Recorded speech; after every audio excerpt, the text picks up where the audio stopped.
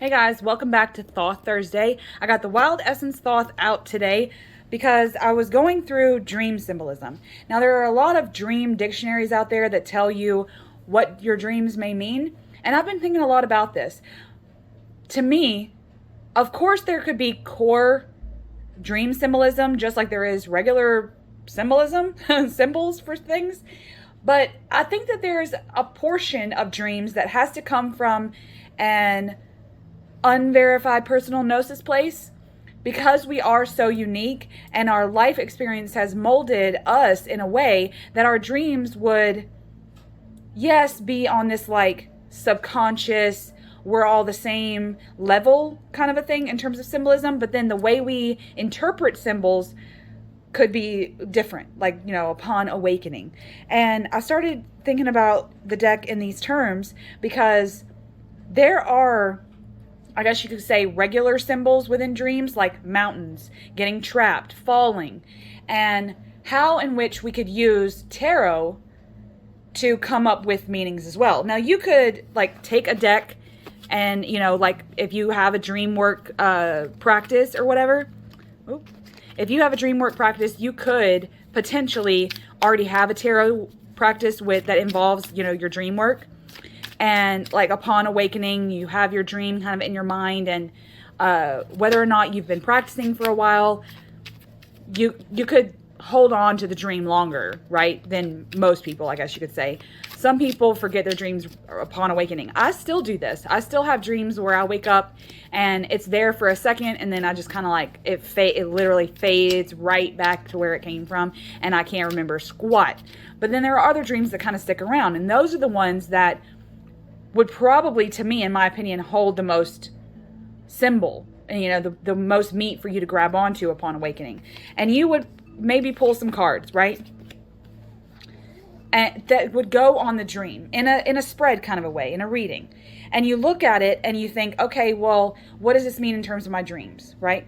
Now, I'll give you an example. I have this dream where I'm walking around a very minimalist hospital style building. There's no one there. There's elevators. It's very clean, white walls, chromes, right? It's very minimal. And I'm a maximalist. And whenever I have this dream, I kind of have the impression that it's telling me that I'm overstimulated in my waking life, and that I need to kind of minimalize my outgoing so that I'm not so stimulated. Go a little minimalist for a day, right? Take a break from media, things like that. That's usually the message it gives me. But if I were to pull these cards, I could look at them from what the meaning of the tarot card is and the symbols that are inside the tarot card. I like this deck because it's photography, and it links me to this plane of existence so that I can relate to the dreams better. Just as like, a bare thing here. Right off the rip, I see machinery. Machinery in dreams is another popular symbol, because when you're looking at machinery, you could be the one doing the work, like you have to man all the machinery, all the bells and whistles have to be done up by you, and you kind of feel like overworked, overtired, right? Or the machinery is faulty, and you're like, okay, wait a minute, I've got to fix this. That means there is a problem, probably a practical mechanical problem that you have to fix. And it's not going to overwork you. It just is something that you need to focus on, right? And then elements, water. Another thing I would think about is what elements are present, right? What's the air feel like? What is is there fire? Is there water? Things like that. Like, are they present in the dream? And if they're not, think about that implication as well. For me, water is such a versatile element. I mean, they all are, but water specifically in dreams, because it could be stagnant water. You've muddied the water in a way, or you're in water, you're in the ocean, you're diving, there's depth, right? That's talking about depth.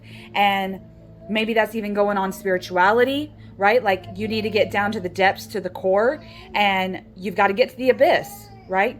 But if it's stagnant water, then you're just trudging through sludge. And that works well for tarot symbolism as well, because we've got debauchery here in the Seven of Cups, and we're stagnated, right? We're muddied the water. The debauchery of our life is not allowing us to have clean, good water, right? So we gotta, and then in terms of air, this is arid desert, right? Like if you're walking through the desert, you're looking for what? A mirage. What does that mean in terms of symbolism? Are you dreaming you're in a desert? Are you looking for a mirage?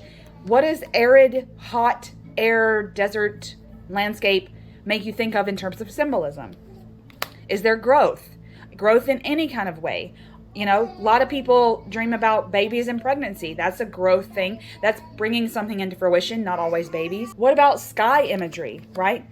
Like I love this piece, the Two of Swords here for peace is the Aurora Borealis, Aurora Borealis. But storms too. Storm clouds coming at you. Are you in the middle of the storm? Are you in the eye of the storm? All these play a role. Structures also play a role in dreams. I think that that's powerful in terms of this card, the Two of Wands, Dominion, taking care of your stuff, taking care of what you're responsible for. What is the castle that you're walking around, or the building in my case, look like? Like I said, is it minimalist? Is it maximalist?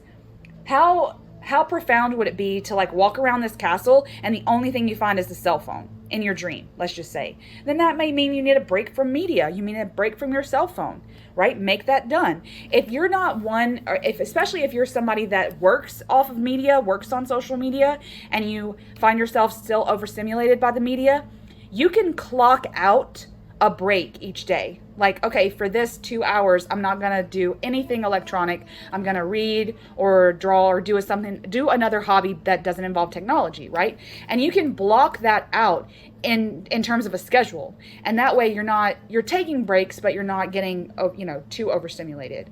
But taking care of your dominion in terms of this tarot, linking all of the symbolism together. See, more stagnant water, fire, the moon, like in terms of major arcana, those are major archetypes, major symbols that we can tack onto in terms of dream work, right? How are we working that in?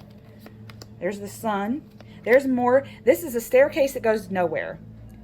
A lot of people dream of going upstairs, right? And it not going anywhere. It's not leading you anywhere. More clouds, storms, right? Here we're looking on the top of storms. Ooh, rainbows are good symbols. Let's see. More machinery, radio towers, right? How in which are you using technology? That's a powerful symbol in dreams. Are you trapped? Another popular dream is getting the concept of being trapped, right? Like this very Eight of Swords symbol, right? You're trapped. What are you trapped in? Using the tarot consciously, like conscious pulls like this, and like, okay, what does my dream look like? And then just pull out the cards that remind you of the dream. And then look at the symbols that are inside the card. And that could, I don't know. I just kind of find that cool. I like this card. This is the Three of Wands. It's called Virtue. To me, this is about the spring that's going to come through the snow, right? The crocus bulb that's coming through the snow. The growth that's coming after hibernation. The frozen landscape to me in terms of dreams always make me think of something is done. Something is I don't want to say stagnant. I mean frozen. You're frozen solid by something. And you have to either melt your heart to let things in, let those emotions flow again, right? Very watery in the ice, in a nice form, because water is such a versatile, it could be it could be gas, liquid, solid, right? And when thinking about, like, what if you were buried under a rock, or like you're in a lake, okay? And you're kind of under the ice. That's kind of a scary dream, kind of a nightmare. But that it could work here too. You're stuck under the ice. What are ways in which you can melt the ice? Are you in a vehicle? Right? How fast, how slow are you going? Are you leisurely looking? Are you able to actually see the scenery going by? Or is it kind of going fast like you're on a train or something like that, and it's kind of just blurs? And what could that mean? Right? Especially in terms of the Chariot. That's really good. Like the mountain. The mountain is a powerful dream symbol. We're climbing mountains. Usually it's about obstacles, but it could be on spirituality too, especially when we're thinking about the Hierophant. Maybe you need to climb. Maybe you need to ascend. Find Find ways to open yourself up in terms of your spirituality, right? More water. Animals, I think animals play a good role in dreams as well. More structures and plain elements, right? What about ruinous landscapes? The fact that if, say, you have a dream and it's like you're walking through the aftermath of a volcano or a forest fire or something like that, and you pull this because it reminds you of that, look to the tarot card that corresponds to what you've pulled and see what it would mean, right? I like a sunset sun card, a sunset sunrise card.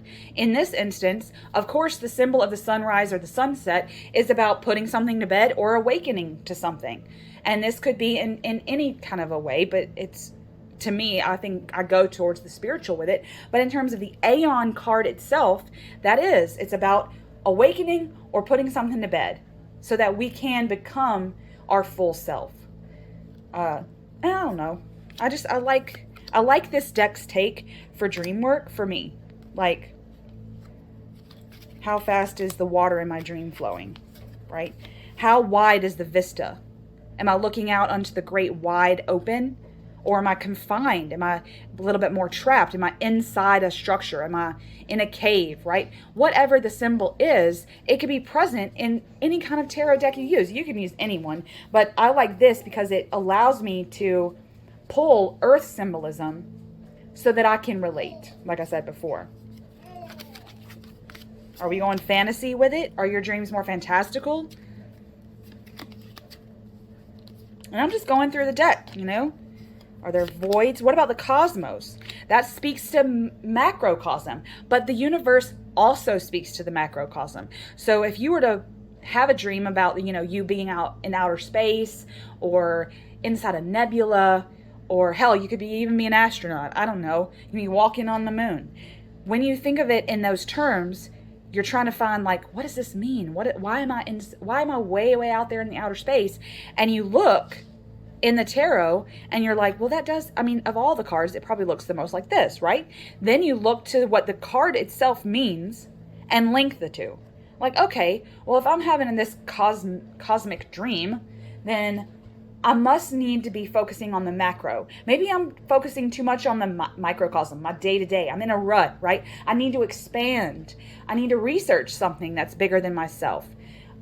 Research new practice, find a new hobby, right? Just something to expand yourself, or read a book. Something to expand yourself in a macro way so that your rut and your own psyche isn't overstimulated from your day-to-day, right? I think Ivy is another one of those popular aesthetics in dreams, is like this whole cobweb, I've kind of gone lazy with my upkeep, right? Maybe you just need to take a bath. You just need to go in there and take 5 minutes, take a bath, time to yourself, and reset. Clean yourself up, right? I don't know. I like the elements present in the deck, right? We're looking at seedlings. What could that mean? Again, cosmos. What is the cosmos looking like? Are you lost? Are you scared? Think of your emotions, right? But then also, when you look back to the tarot, think about what the emotions that the tarot card pulls out of you. Are you alone? Are you with other people? Right? The labyrinth is a good symbol. It's a good symbol in and of itself, right? Are you trapped in the labyrinth? Or do you somehow know that there's you're on a mission, right? To find the Minotaur, right? Are you on a mission? Are you getting outside help? Right? Like, think of Ariadne and the Minotaur and whatever, and you just kind of go off the myths that you're living in your dreams. Like this Hangman for its ability to show us what suspension looks like. Are you on a bungee cord? Are you just suspended over the water, or are you falling? Falling, again, is another powerful symbol that are in dreams. What's the vegetation like? Are we looking at, like I said before, are we looking at seedlings, or are we looking at full growth? Right? And what does that mean? When looking at these two cards, that's a 10 versus an ace. So that's a lot of growth that's happened. right? So when you look at vegetation in your dream, are you in this lush garden that looks like it's, been done up and it's very lush and it's abundant? Or is it just starting out, right? And if it is starting out, are you frustrated? Have you been frustrated with that? Like, dang, I just can't seem to get this thing off the ground. Then this seedling imagery inside your dream is telling you, look, it's going to come, but you're at the beginning. So stop being frustrated with yourself, right? What about this worker bee? I'm sure that in terms of, like I did in this deck, the lovers and art, they work hand in hand, right? Because they're like sister cards to me. And so for me, the bee is doing its work here, and it's two instances, the flower and the bee, or the pollen and the bee, okay? And then the fruition of these two coming together and actually becoming one is the art card, which would be honey, right? And in what case would, if you were dreaming of this, in which area of this, the vocation of the bee are you in? Like, are you in a meadow and you're watching the bees work, like on the flowers? Or are you watching a bear get honey? So see, you could look at in terms of like the work involved. To me, that's what I would say. Like, okay, if I'm looking at bees and the flowers, it's the beginning of something. I need to, collaborate and mix it better. Find ways to mix that better and become one with whatever I'm doing, okay? To really bring it to fruition. But if I'm looking at honey, then something's come to fruition. Maybe I can look back to the past and see what has happened and what's worked and what hasn't. It's a good mindset. But like I said, it could be anything. Is there a lot of cobwebs? Again, this could go on the indolence, the lazy thing. I don't like that word, but just to put a word down. Are there cobwebs in your dream, right? Are you looking like you're inside this very cobwebby cottage? Maybe that's just, again, upkeep. And this could be emotional upkeep. So, I don't know. I really like thinking of, like I said before, you can use any tarot deck with this, but I like using decks that will allow me to relate to my dreams. Because that gets me to really open up in my journal about them. If I can actually relate to the symbols. If there's some otherworldly symbol, like some fantastic creature, I love mythological creatures. I love, fantasy. But if I get too wrapped up in that, then if the dream was meaning something, then I'm lost. I don't always get lost, but I don't want to get lost. I want to be able to find out whether the dream means something or not. So, and I can do that with a deck that grounds me, I guess you could say. So, that was all I wanted to say. Have you or do you use tarot with your dreams? Like in relation? I always, for the first part of my practice, and still to this day, I pull cards before I go to sleep sometimes. Like my soul cards. Those are my dream cards. Like I'll pull those to generate dreams, right? But I don't rarely pull cards, I rarely pull cards afterwards. And if I do, I'm really journaling about them, and it's, like I said, something that I'm remembering, then I'll pull the cards out that I relate to and see what I can see. So, let me know how you, or if you work with tarot and dreams. Much love.